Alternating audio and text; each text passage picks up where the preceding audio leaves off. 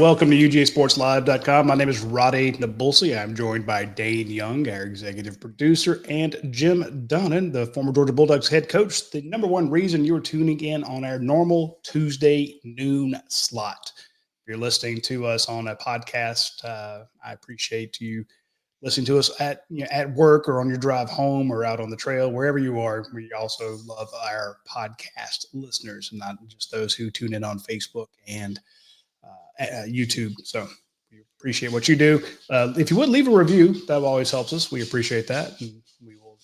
Oh my goodness, we can't have any criticism, man. No, I love the criticism and the compliments. We'll take them both. G Day is in the books, Coach. We knew going into it that it would be very vanilla. We knew that it would be pass heavy. They threw the ball a lot, as expected. I know that they were trying to, give the guys one last chance, show what they could do, work some stuff out. Kind of give me your thoughts on what Kirby Smart's goals were going into this, because some schools didn't even have them. They're like, "Hey, we're not going to have a spring game. We don't want people to see who we have right before the portal opens." Kirby said he's not into that. He was kind of hemmed and hawed about whether or not he was going to have enough defensive linemen to have a G Day. Then he said, "Okay, we got enough. We're going to do it." And I thought it was good for the fans to come out and see it, but I don't know that you saw a lot. Yeah, I think the main thing that he tried to get across to everybody was that if he had enough players that where it could be not put a lot of pressure on one position to try to just have a game so he could have one, he was going to do it. And fortunately, they had enough, and they were able to go out there and find out about some guys that maybe how they would react in front of the crowd and all. But as we've said so many times, where you really build your squad, and particularly with the transfer portal, who knows depth wise who will lose or who will bring in. But the May and June and July work before you get into the fall camp will be really critical. And then fall camp is always what it's all about. I'm looking back at some of the guys who didn't play because they were they're recovering from surgeries or had a slight injury or something like that. I don't want to jinx it, but overall there wasn't a whole lot of major spring injuries, and that has not always been the case. So I think the best thing to come out of spring camp for Georgia was you got to feel very comfortable that you didn't have any major injuries, and you know what you have at quarterback now. A lot of people were watching the quarterbacks like hawks, and I think that the people who had just assumed that it would go to Gunnar Stockton are like, well, maybe not. Ryan Puglisi can play too, but then Gunnar Stockton's throwing bombs down the field, and there were times where they were inaccurate. There were times when there were some drop passes. But I think you have to come out of spring going with the two number one questions. Okay, no season-ending injuries that we know about, and you got two good options to quarterback. I think at the 30,000-foot level, that has to be your 1A and 1B takeaways from spring camp. Yeah, if you just look at our makeup and the fact that you lost a quarterback that really had, a really good career, probably bet for sure his first year over last year, but there's always that doubt creeping in about who's going to take his place, and there's still got to be, because you got to prove it in the battlefield when you're playing the games. But both these guys certainly have this SEC capable ability, and the surrounding cast is going to be so critical. The offensive line with guys coming off injuries like we do, the new receivers, how they're going to react, the defensive backs, are they going to be able to play better, against the pass, and just overall the challenge of playing such a difficult schedule. But everybody's got the same issues, and like I said in the opening, that this transfer portal next week, I guess it starts tomorrow, is going to be huge.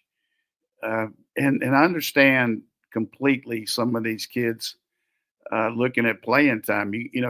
All of us just looking at Georgia. We want what's best for Georgia, and some of these guys just don't want to wait. You can't blame them. I mean, they got such good competition at certain positions that we're going to lose some depth issues. That's for sure. And I just want to bring out this deal about Nico. I was going to ask you about that next. Just because I'm not going to take up for him much because I don't think he handled it very well. But there is the issue now that the American dream is to do as well as you can for yourself. And the monster we've created with this NIL, we're going to see more and more of it. I saw where this Johnson kid at Kansas State, who I think is a terrific quarterback, has decided to enter the portal. And, he's played 2 years there. He basically ran off Will Howard, left him last year to go to Ohio State. And now Kansas State's looking down the barrel of, losing a guy that could really probably pilot them to the Big 12 championship. I mean, he's from Kansas. He's got all the pedigree. And I look for him to maybe be somebody Tennessee might go after. Who knows what they'll do. But the point about Nico is, he had a pretty good career there as far as last year, but really in the big games was not anywhere near what you need to be. But he just getting some poor advice on how he's handling it. And I don't think that was anything like what you need to do, leaving your team like that. But the reality is the money's out there, and the coaches and the administrators, some administrators are still making a lot more money than the players. So the players are going to be having these people tell them, hey, you can get this, you can get that. And so we're going to just see some of that. So you got to see both sides of the issue to be objective. But the way he handled it was very poor. And I really applaud Coach Heupel for stepping up, and just saying, look, this is our team and we can't have this guy, not showing up and, threatening all this stuff like that. And really got an unbelievable package coming in to not even have played, to get $8 million guaranteed to not even play. So I remember when Munkin was out in California, and just so happened that we had a call about something else that was non-football related. I don't remember what it was. And he said he's out there, and he said, I'm talking to this kid out here, but he said, it's unbelievable how much money he wants. And he said, he's really a good player. He told me it's Nico. And he said, we're not going to get into that. And so he was talking about it. He said, and the old man, he said, unbelievable. But he said some other words like monkey that really lets you know what he thought. And it comes after E and before G, what he was saying about the old man. So it was pretty cool. But getting back to everything, we'll get some questions, but I don't think we need to bury Nico just because he left. If he can get a lot more money, more power to him. Beck got a lot more money. And yeah, I was going to say to Georgia fans, don't throw too many stones because you're in the same boat. Your quarterback left for who was getting paid. He's making like $4 million at Georgia. Now, what that wasn't all from the university. I don't that know. I mean, not much of it. When you look at the Beck scenario, he didn't talk to the team or anybody for 2 weeks, trainers, managers, doctors, anything, and then comes back for the bowl game, and then 2 days later he leaves. So, and he's not handled well. Same thing. There's a way to handle things, and just behind the scenes. Usually speaking, when these guys go in the portal, they got a deal before they enter the portal. Kirby's told me numerous times when a kid comes into my office and says he's entering the portal, it's usually because he's already got a deal. Yeah, there's nothing to stop his agent from talking to other places. The portal's only when you can talk to the kid directly. If I got a good agent, I want him to take care of that stuff long before, because you want leverage. You want leverage when you go into Kirby's office and say, I have this. So I saw a lot of people that were saying good on Josh Heupel for saying, hey, we're not going to be held hostage to that. And I'm like, but it was also, and I do agree with that. And I said last night that I'm not wishing Nico not to land on his feet. I hope he does. I hope he finds a place that can use him. I hope that it's a win-win situation for everybody. I will actually be rooting for Tennessee to do well in every game except the one when they face Georgia, just because you've seen it where you think you have the leader of the future, and all of a sudden you wake up in 48 hours, he's gone. I do want to point out, though, that I remember when we first heard of that $8 million deal for a high school quarterback, and I'm like, this is not going to go over well. The NCAA went ballistic. They're like, you can't do that. That's pay for play. There's no NIL deal that you're flat paying them. And Tennessee told them to go pound sand. And then NCAA said, well, yeah, you're right. We can enforce it. We just we don't have the manpower to check that every one of these dollars that's going to a player for quote NIL is being used in a advertisement or a rights package. So screw it, we're out. So I'm not blaming Tennessee, saying that they started it, but that it is that kind of you told the NCAA to screw off, and now it's come back to bite you in the butt. It's biting everybody in the butt, but it's well, if you just look at the evolution of what's happened back in the 80s, Georgia and Oklahoma decided that they wanted to work on those television rights, and they, contested it and everything.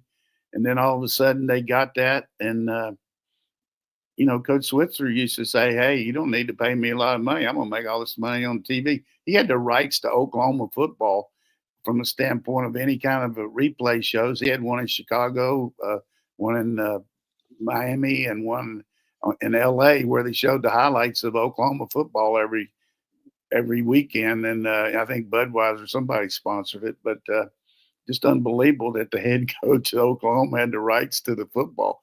And so we've seen, and then over the years, things have multiplied. And now these TV packages and everything, and now it's going full circle. And some of the money's coming back to the players with the revenue sharing starting in this, in the fall. So it's just a different ball game now, and everybody's having to adjust. Coaches, players, administrators, fans, donors, all of us. It's a new ball game.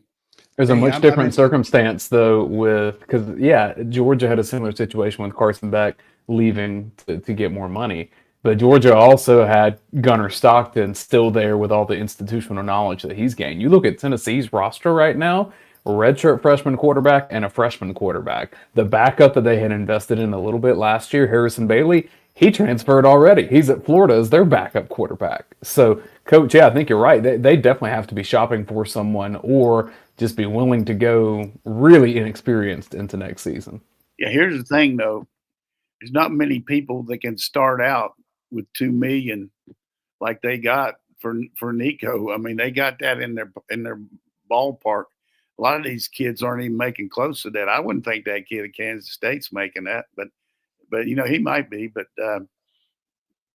I mean, I like Roddy says, you want Tennessee to do well. I don't know if I want them to do as well as you do, but if they get that, I just gotta feel bad for him the way the rug was pulled out from underneath him. So if they get that kid, he's not the prototype Tennessee quarterback. Just go back there and air it out. He's a lot like Gunnar. I mean, movement quarterback and things like that. But the two other guys I heard, one of them, which was unbelievable, that I wouldn't think would even consider, it's Haynes King.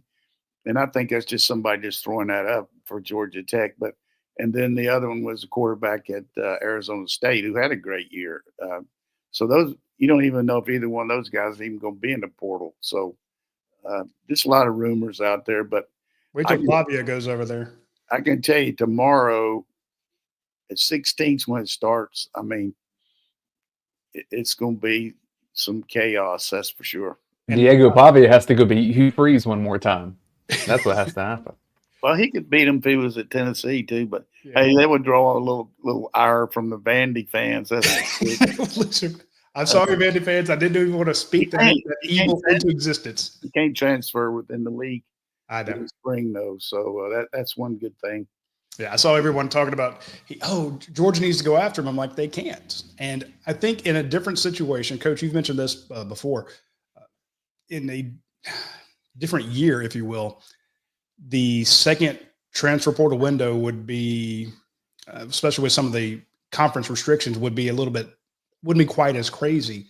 But everyone sees that house settlement coming, and a lot of people are trying to sign a big deal before it gets here, thinking that that there might be a cap of some sort. I might be limited in some way. So all the basketball guys are trying to get front end deals to get ahead of this thing. And to bring it back around to Georgia football, which is, our purpose here, I mentioned the whole.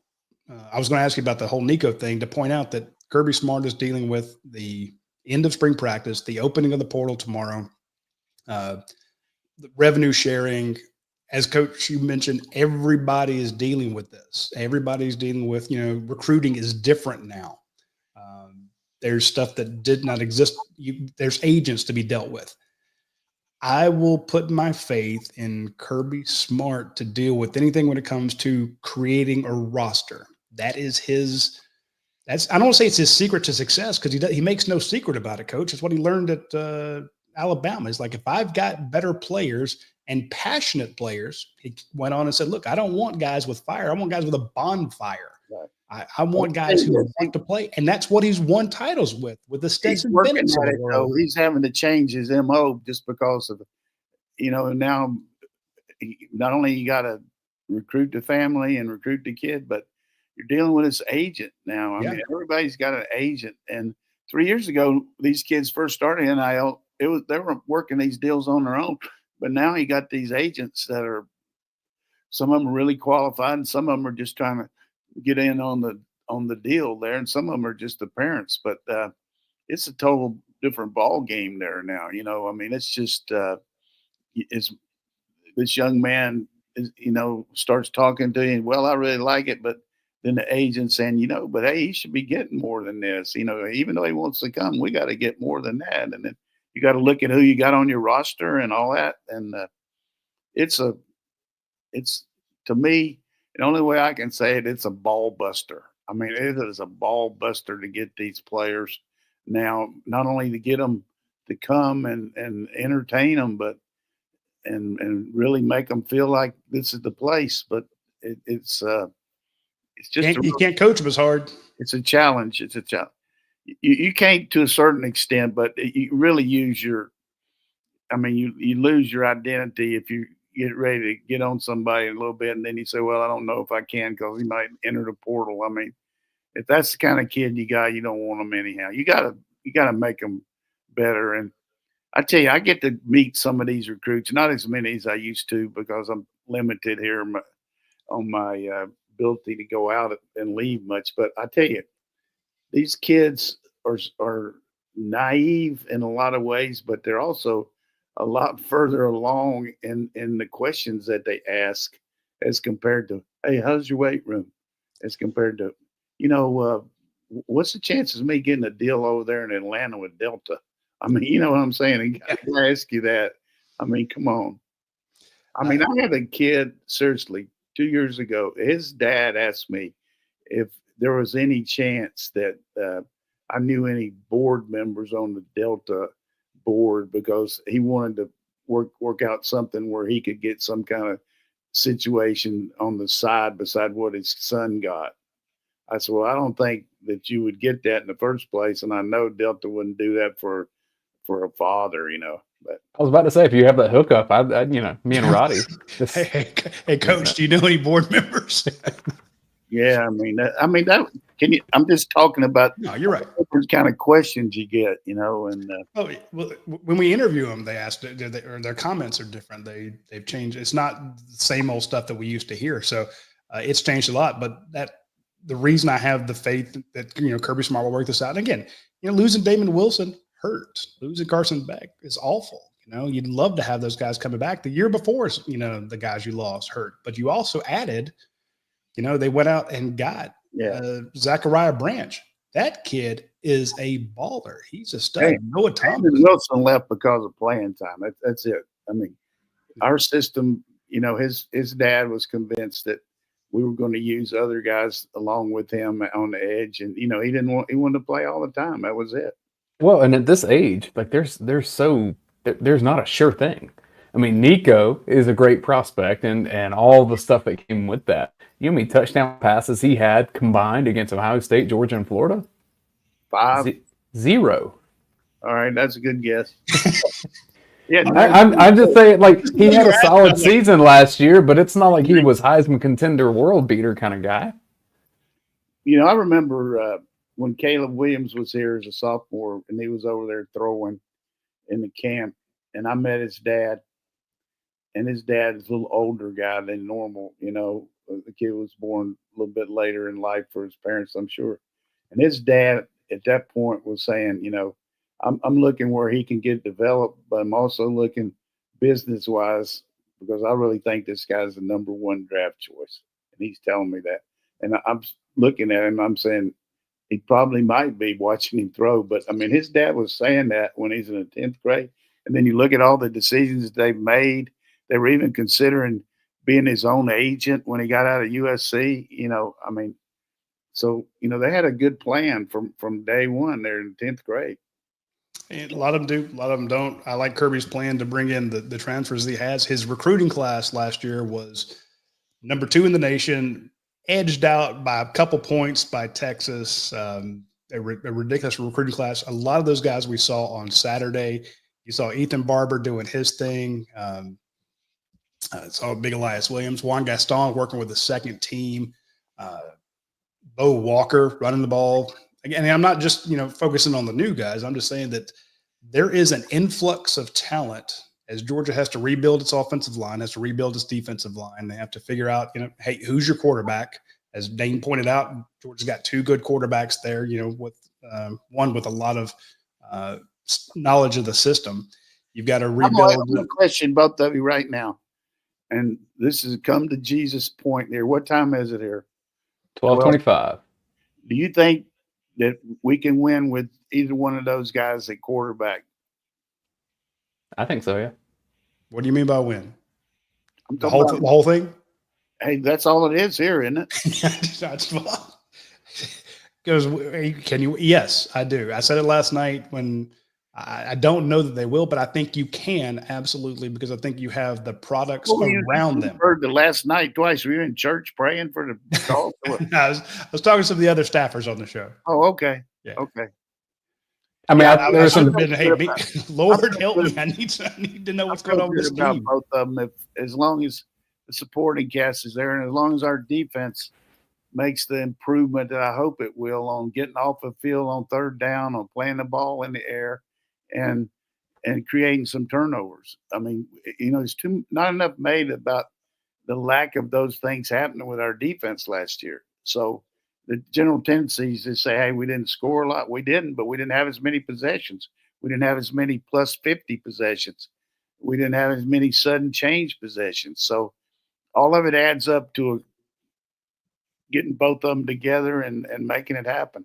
I do think there are better quarterbacks in the country, but like you say, Coach, the supporting cast, that's the big thing. And I think you're going to need both quarterbacks. It's very hard to navigate that schedule and have your quarterback be healthy the whole time. Right. Now, how I can be very pessimistic. Coach kind of chides me on that. But when I came out of G-Day, I'm like, that Zachariah Branch, he can play. Jonel Aguero played better than I expected. Daniel Harris did not look like Daniel Harris last year. Again, it's a G-Day. I'm not trying to read too much into it. I'm not trying to sugarcoat it. I mean, if you want to say, yeah, they look good throwing the ball, you can also say they gave up 599 yards. You can always find the opposite, the yin to the yang, because they're playing each other. But watching Gunnar Stockton hit bombs downfield, I'm like, we didn't see a lot of that last year.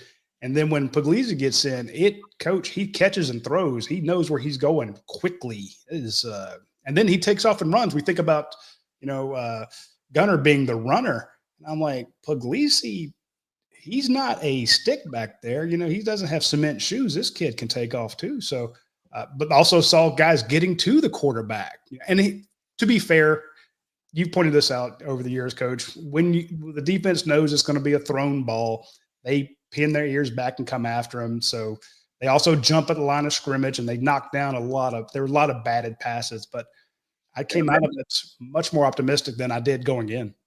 Yeah, they know, the quarterback's not going to run usually on a scramble. And it's just, it is what it is, I mean, I never will forget watching Bo Schembechler practice up there.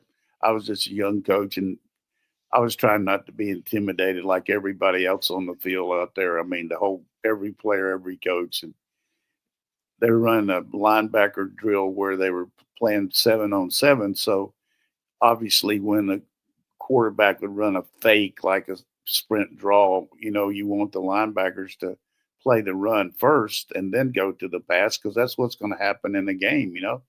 Well, these linebackers were dropping back as soon as they faked, and he blew the whistle and he lit into them, and he says, I don't care what that linebacker coach told you. I don't care what that defensive back coach told you. I don't care what that defensive coordinator told you.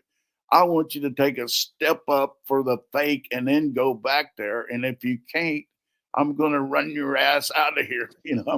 So he was just really hard on him. But the point was, if you know it's a pass, it's pretty easy to play a little bit better. But when you throw that many passes and you got so many people playing that maybe some of them aren't even going to play, then it's easy to see those stats. But yeah, I feel good about our team, and I feel good about the fact you can't win with bums. We got some good kids here. Well, Really good kids. You have some fantastic kids, good character, they have that fire that Kirby's looking for. But it is a rebuild. But I'm just thinking, they can win it. I don't expect them to. I say they can, but to me, it feels like that 2021 year where they lost a lot in 2020 to the NFL. 2021, they had to replace a lot of people. I remember writing in that Clemson game, Georgia's going to throw to Ladd McConkey, and everybody's like, who? And I actually didn't think that. I thought Georgia was taking a step back at tight end. I didn't think of, you lose Isaac Nott, you lose these other guys. There are going to be some young guys out there who we haven't seen a lot, but by the end of the season, when they're no longer a freshman or no longer new starters, they're going to be badasses. To that point, we asked Ernest Green about the offensive line because, of course, offensive line, defensive line, it all starts up front. Kirby's number one thing is to have the best offensive line, defensive line in the nation. That's how you win it. Supporting cast, can Gunner have enough time to throw? Can Brian Puglisi have enough time to throw? So let's hear what Ernest Green had to say. From spring practice 1 to spring practice 3 right now, I feel like the guys. From spring practice 1 to spring practice 3 right now, I feel like the guys are a lot more together. Because I feel like on the field, improvements, all that stuff is going to come, and it has to come, in order to be developed to play. But I feel like the thing that was kind of the most concerning this offseason was how the guys are going to mesh and mold together. And that's been one of the things that I've honestly been extremely excited to see this spring, have the O-line coming together and guys really playing for each other, because this is a bit of a new group. But if people keep coming together like this and we do everything for each other, the sky's the limit. Offensive line starting to gel, Coach. Yeah, when you look at the experience the guy's had, he's had a ton of experience, and he's played around some really good players, among which some of them are in the NFL and some others are getting ready to go. And he has the skill set, particularly run blocking, to be a pro guy. And, of course, his dad was. But I think leadership from him and from some other older guys like Micah and Drew Bobo and Freeling is going to help. So, but just for him to be able to say that, he knows what's needed here. He needs that mesh, because it takes a collective unit to be an O-line. You got to know each other's calls and know how to make the different adjustments that you need to make. And, he was playing limited last year with a hurt shoulder. So now he's going to be full bore. And, I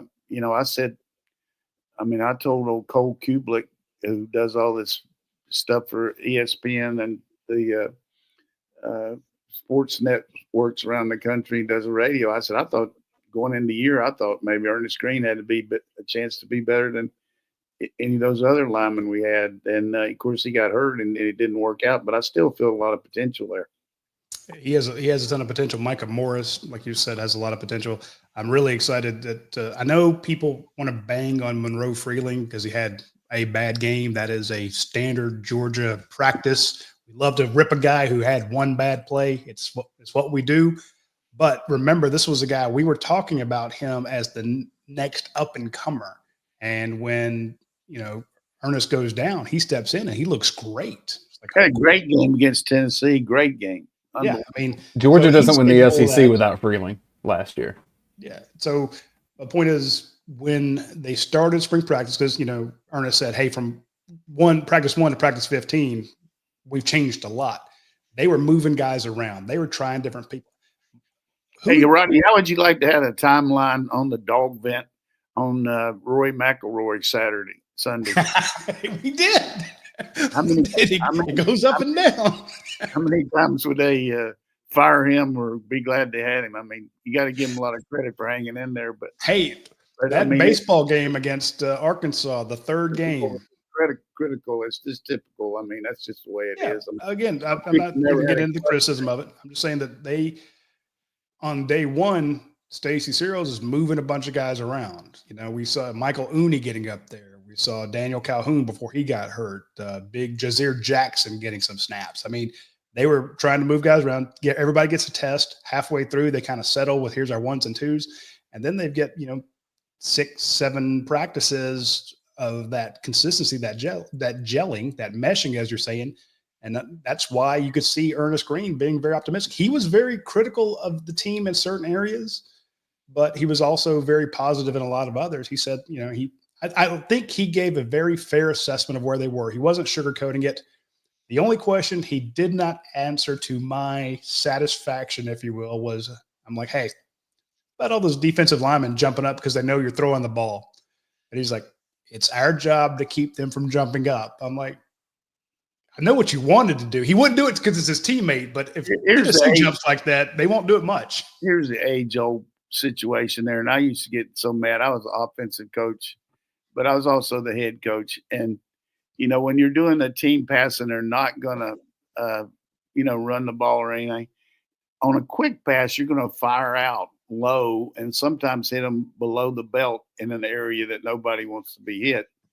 And you just tell them when you're doing this, don't fire out low. We don't want to do that. Just block normal. And the guys still know, even though you're doing them a favor and not cutting them, they still throw their hands up in there because they want to be Harry Hero, So that's just the way it is. And you can't blame the kids. That's what they're told to do, raise your hands. But there's been a lot of angst among coaches over the years about guys doing stuff like that. It used to drive me nuts. Yeah, I get that he and his offensive linemen held back, even though they could have popped Xavier McLeod and, anybody else out there. Hey, Jordan Hall, you're going to jump up. I'm going to make it so that you never want to jump again. So, but no, he was a good ambassador. We also had another great ambassador for Georgia is Lawson Lucky. And I want to hear what Lawson Lucky had to say after the game. Focusing on the details. Our big emphasis this spring was to really emphasize technique in the run game, and that was where I saw my biggest growth. I thought I made the most growth I've ever made as a blocker this spring, and I'm really proud of it. I thought it showed today, and I'm just happy to have today as just like a cherry on top of the spring. I'm really proud of where I've came. You focused on the run game, Coach. Yeah, that guy there is a big-time player. It makes me even happier to know that, his dad played for me. And, hopefully his brother's going to come here too, a really good D lineman over there.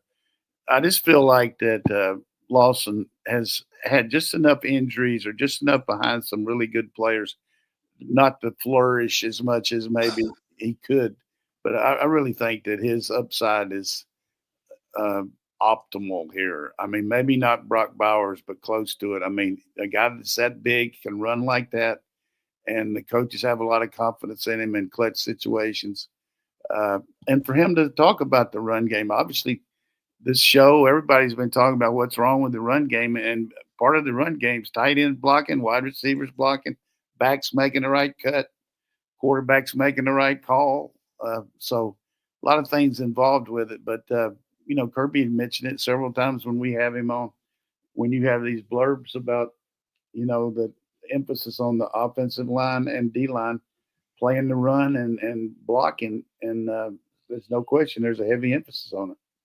We have a lot of questions that we want to get to, and we'll take a quick break and get to those. But I do want to mention the first question was along those lines, Coach. This is from Love UGA, LOVE UGA. Why do I get the feeling we're going to see more Lawson Lucky this year than Oscar Delp? I don't see that. Maybe in the game, they were doing that, protect Delp a little bit. I mean, Saturday and trying to get, those other guys, Barber and Griffin and some of those, and Riddell. I mean, easily one of the best tight end rooms in the country. You got 5 guys that could play, and then you add Heinrich, who I think is going to be good too. I think he had a shoulder, so I think it's just both of them will be a big part. And our emphasis on 12 personnel is not only good the way we use it, but it helps you recruit. I mean, kids know that you're going to play 2 tight ends a lot here, and you see the guys we've had. Hartley was telling me we've had 7 straight tight ends drafted here, so I mean that's pretty impressive. That blows my front page of UGASports.com right now. Story on to me, the number 1 tight end in the nation, Mark Bowman. They're big on him. This kid is electric. He is elite. He is a future Mackey Award winner, and he just visited Georgia for a multi-day visit. Jed spoke with him last night. So go to the front page of UGASports.com and read about Mark Bowman. That is your next major Georgia target. I want to mention our friends at Athens. Brock Williams. Oh yeah, Brock, the 2027 guy. We had the story on him a couple days ago. So read about him as well. And I'm going to go see Caden Prothrow here soon. So he's in my neck of the woods.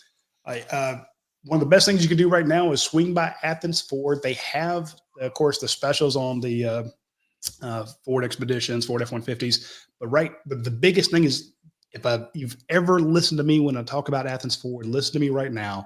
They're doing employee pricing. You pay what the employees pay across the full line of trucks and SUVs. So if you want an SUV, you want a truck, go to Athens Ford and get the Ford employee pricing. They're doing it through the first couple days of June. So it is ongoing right now. Not been a better time to ever buy a Ford vehicle. My father worked many, many years at GMC, Doraville plant in Atlanta. Electrician. When anybody needed a car, he's like, hey, come get my employee deal. And he'd arrange it for them. He took care of his sister. They had a GMC Sierra, got it for a ridiculous price. Truck still running up in Pennsylvania. Point being, if you know anybody who could get you into the employee pricing, you took advantage of that deal. Well, now it's open to everybody. You walk in the front doors, and it's almost like you had your little Ford employee card and hand it to them. Jump on that deal. Get it right now. You will be glad you did so. Also want to mention one of our friends at the Rogue Shop. The Rogue Shop, they sponsor our post-game show. I wanted to mention them on this show because we haven't mentioned them on our post-game show because we haven't had one in a while. So if you need help with sleeping, you have insomnia, or if you have chronic pain issues, check out the rogueshop.com.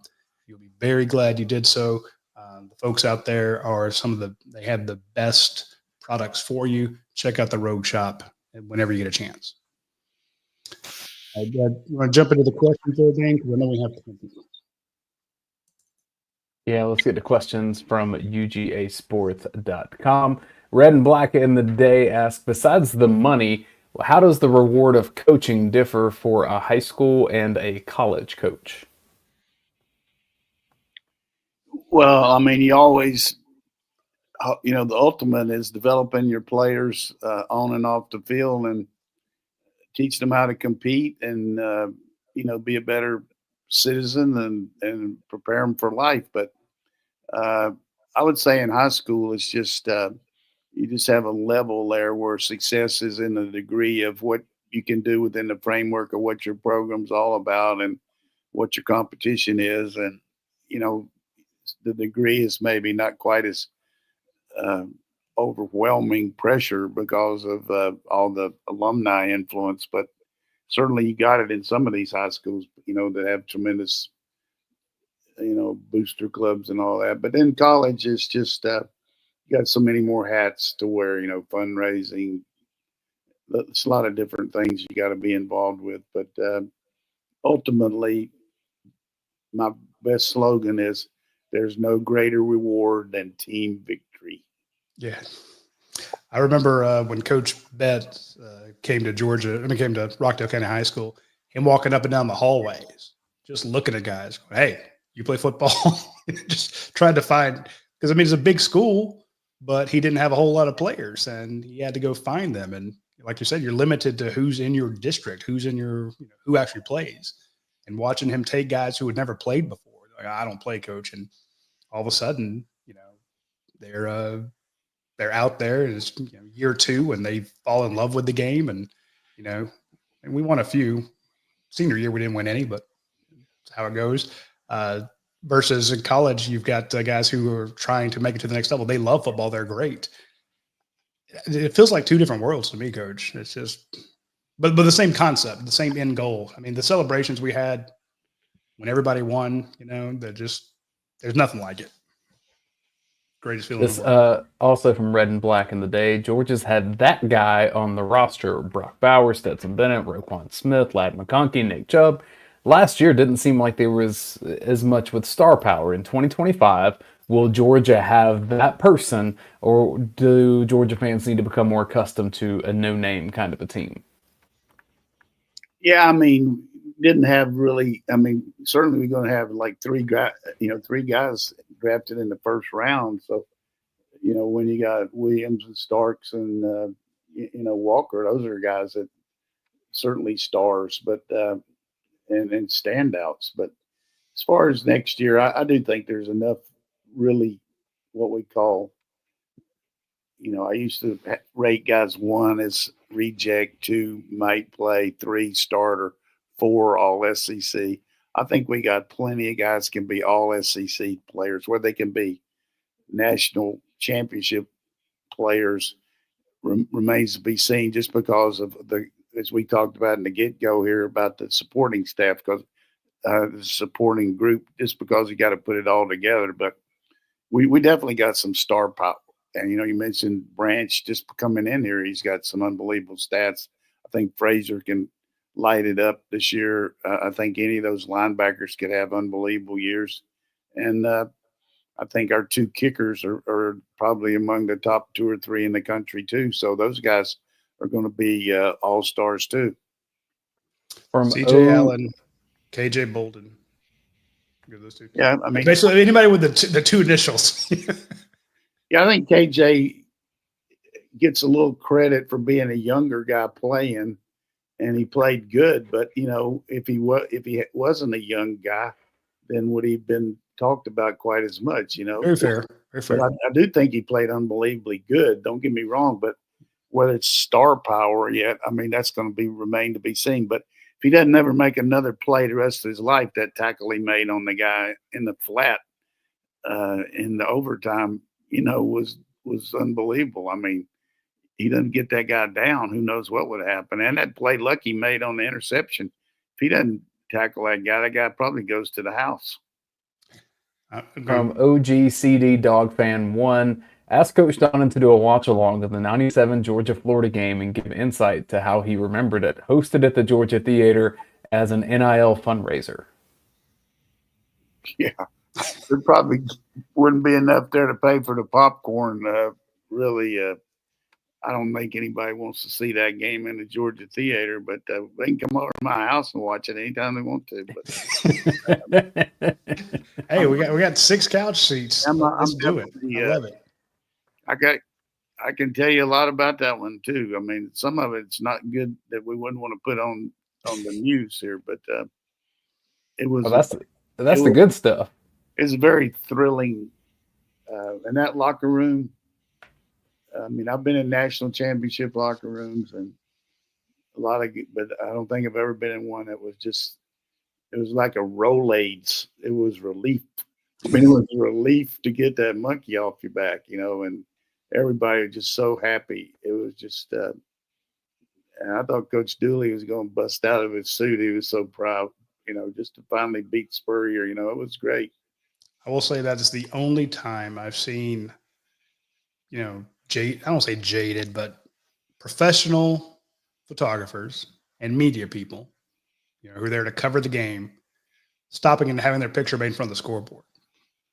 Oh, that's good. I mean, not even after the national championship, but I covered Georgia 30 years before I saw them win a championship. I wasn't like, hey, look at me, here I am, 33-18 in Indianapolis. But there are people stopping in the middle of the field to get a picture of Georgia themselves in front of that Georgia scoreboard in 97. You talking about scoreboard, we went out to Kansas State. Jim Dickey was the head coach, and I was an offensive guy from North Carolina. And we went out there. They lost 20 straight Big 8 games, and we won 4 that year. In the last game, we beat Kansas, and they left the scoreboard on for 2 weeks. And people were coming over there and taking their picture for 2 weeks in front of the scoreboard. It was incredible. Yeah, it's funny now that all the schools, the minute you lose, it goes blank. It's almost fun to watch to see if it'll actually hit 0-0. Oh yeah, or cut the lights off or get out of here. Exactly. And so I mean, I remember watching Georgia beat Auburn, and it was that Lad McConkey game where he takes off, and you're watching the scoreboard, and I think they took the scores off as it counted from like 10 to.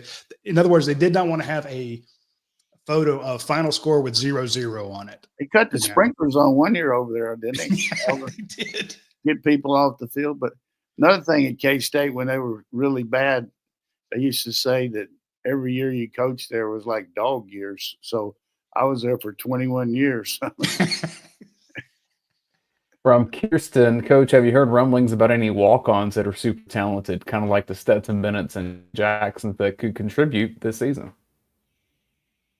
Just the one linebacker for sure. And is that Jeremy Bell? Is he a walk-on or not? I think he's a scholarship guy, but he is tearing it up. Yeah, if he's not, he probably will be. But I never did know for sure if he was or not. But the linebacker I was talking about. Terrell Foster. And, of course, Cash Jones, I don't know what his deal is, but what they count him. But he's definitely he's money in the bank for us. Yeah, they have a bunch of walk-on offensive linemen out there. And, again, I know that they're 3 deep with scholarship guys, but it's not for lack of effort. They have a ton of big bodies out there. What's going to happen, too? I mean, we're going to be down to 105. I mean, we still don't know how that's going to be characterized as far as scholarships and walk-ons. I mean, that's a really drastic deal to go from 130 to 105.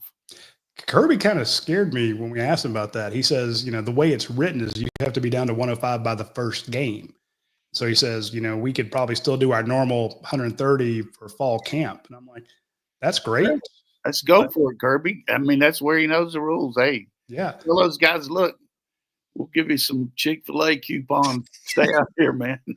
I just cannot imagine you're showing up for August 1st, getting your ass kicked out there, helping the team for 25, 35 days. And then they're like, yeah, all right, you're off the team because we can't have you. In other words, not that Kirby would take advantage of them, but that they would be screwed for doing that. Yeah, that's what happens, those kids. I feel bad. I mean, they can't go on the trips.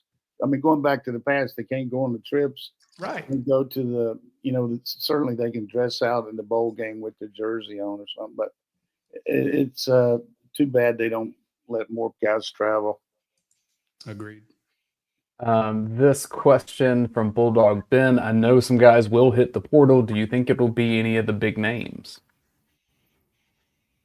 Well, I mean, I don't know how to quantify who the big names would be.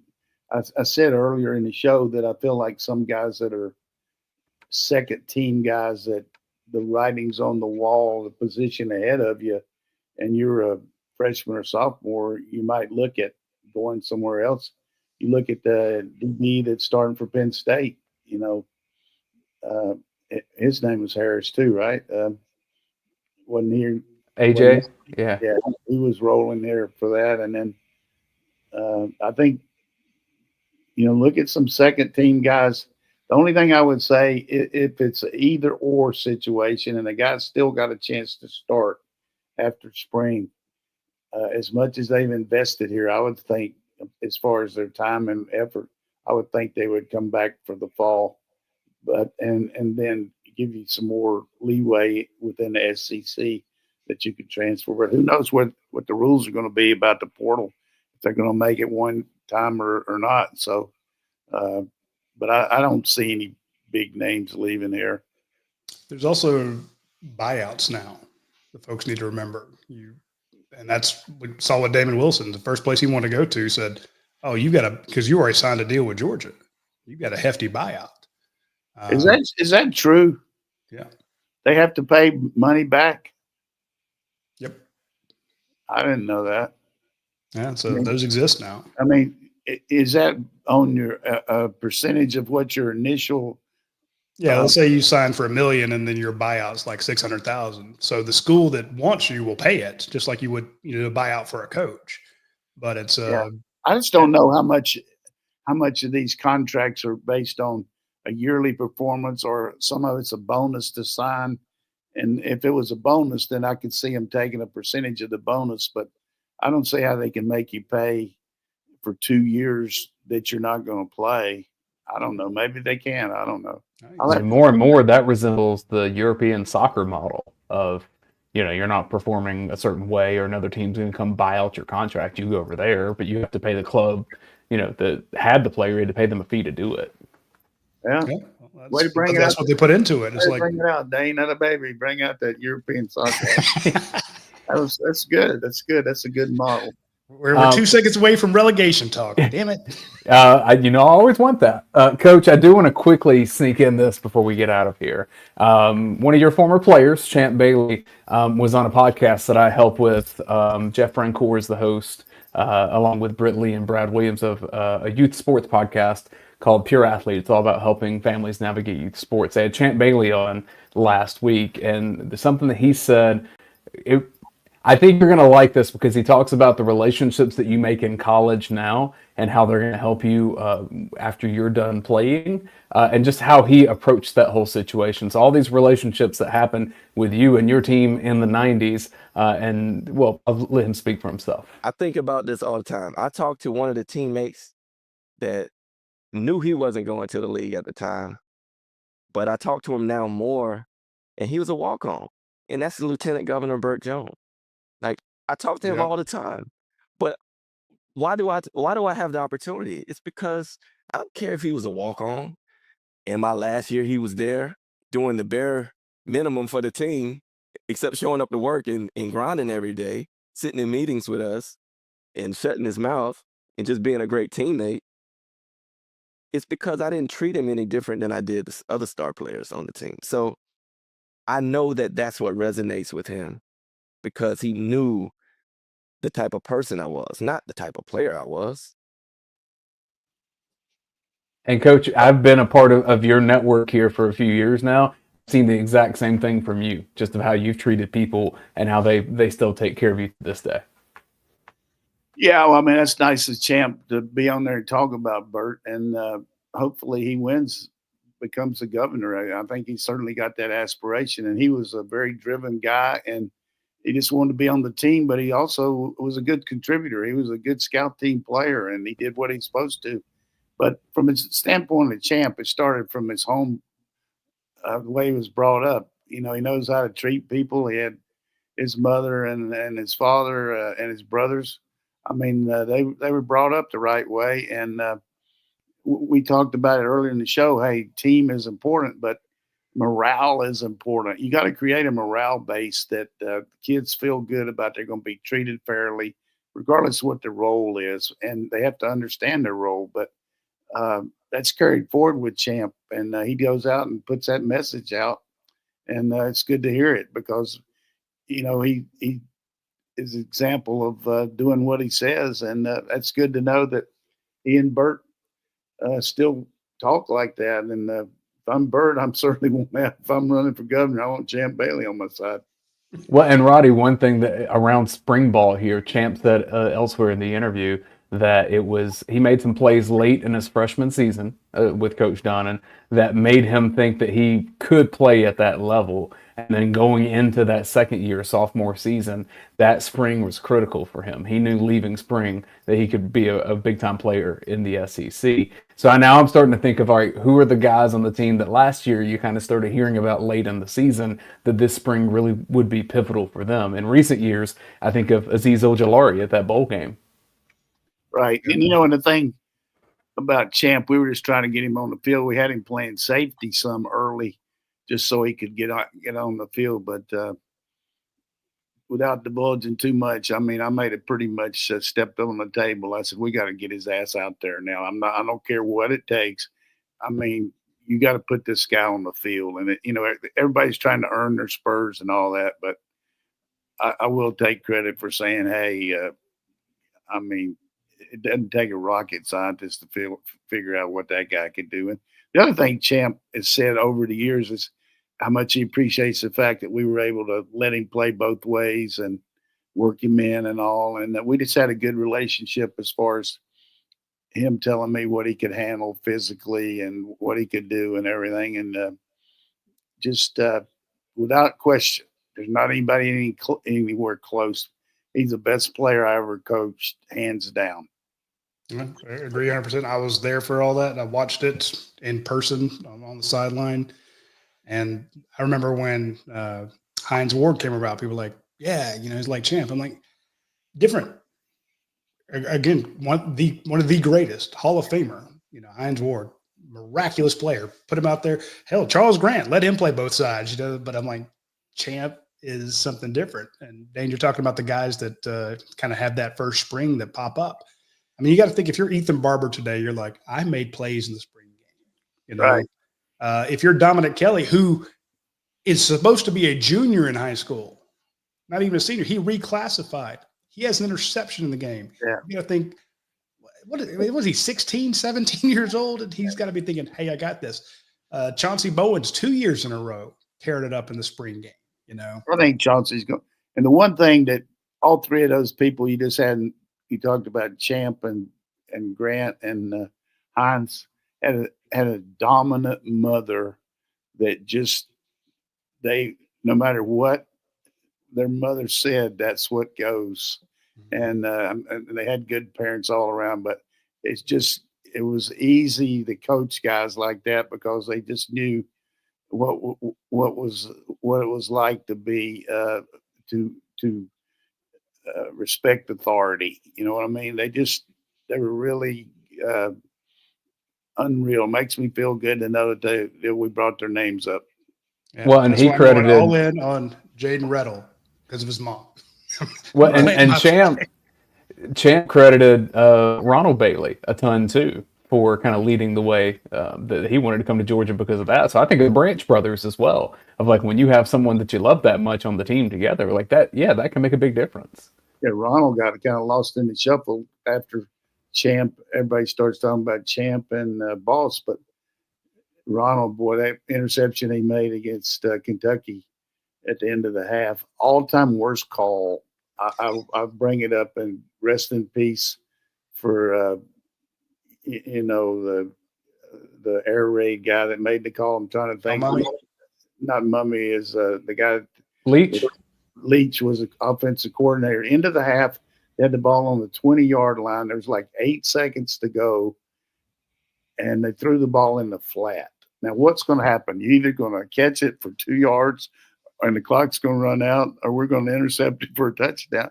And I always busted old Leach on that. That's the worst call I've ever seen. He said, "No, it wasn't very good, Coach. It wasn't very good."